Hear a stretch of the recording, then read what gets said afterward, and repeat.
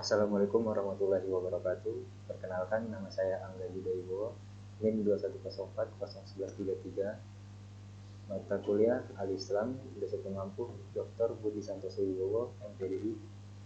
Di sini saya ingin menjawab pertanyaan dari soal UAS yang tertera di Psikologi. Langsung saja saya ingin menjawabnya. Soal pertama yaitu bagaimana mengintegrasikan etika Islam, rasa tanggung jawab di hadapan Allah, amanah ilmiah, tawadu, dan menyebarkan ilmu dalam pengembangan dan penerapan teks dan jelaskan. Jadi, dalam mengintegrasikan etika Islam dalam pengembangan dan penerapan teks yang terdapat dari beberapa poin yang disebutkan, dapat disimpulkan bahwasannya penting untuk berpegang pada prinsip-prinsip Islam yang mendasari semua tindakan kita. Ini melibatkan pemahaman yang mendalam tentang ajaran Islam, pengetahuan tentang teks yang diperoleh melalui pendidikan dan penelitian, serta keterampilan untuk menerapkan prinsip-prinsip tersebut dalam kehidupan sehari-hari. Para ilmuwan dan profesional teks harus terus belajar dari berdialog dengan ulama dan cendekiawan Islam untuk mendapatkan wawasan dan bimbingan dalam mengintegrasikan etika Islam dalam pekerjaan Islam. Soal nomor 2 yaitu jelaskan dan berikan contoh tentang pengembangan teks yang sesuai dengan ajaran Islam dan pengembangan teks yang bertentangan dengan ajaran Islam. Yang pertama, pengembangan teks yang sesuai dengan ajaran Islam yaitu penerapan teknologi yang mendukung keadilan sosial. Islam mengajarkan pentingnya keadilan dan kesetaraan sosial. Oleh karena itu, pengembangan teks yang memperkuat akses ke pendidikan, kesehatan, pekerjaan, dan pemberdayaan masyarakat dapat sejalan dengan prinsip-prinsip. Contohnya seperti pengembangan platform teknologi pendidikan online yang dapat diakses secara luas untuk meningkatkan aksesibilitas pendidikan bagi masyarakat yang terpencil atau yang kurang mampu. Yang kedua, ada pengembangan teks yang bertentangan dengan ajaran Islam,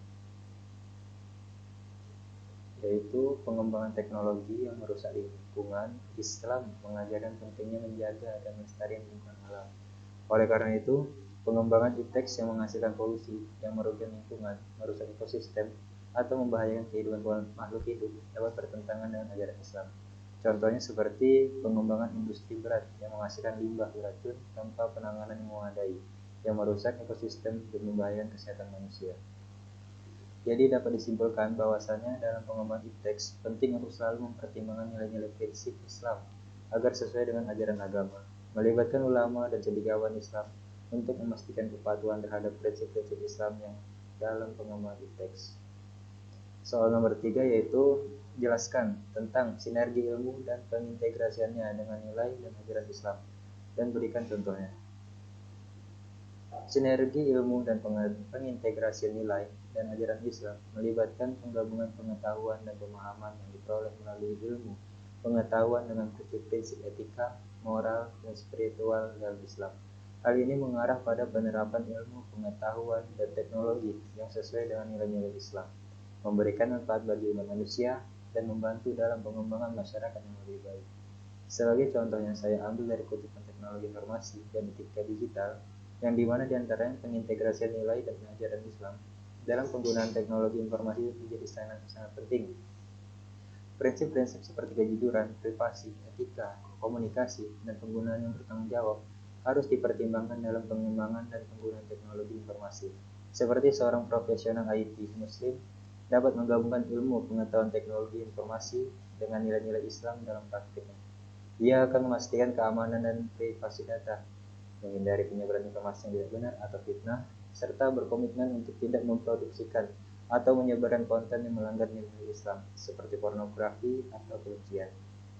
Jadi, dalam setiap bidang ilmu dan teknologi, sinergi antara ilmu, pengetahuan, dan nilai-nilai Islam memungkinkan pengembangan yang sejalan dengan prinsip Islam, membantu masyarakat yang beradab adil dan berkemajuan. Mungkin sekian jawaban saya, lebih dan kurang saya mohon maaf. Saya tutup. Wassalamualaikum warahmatullahi wabarakatuh.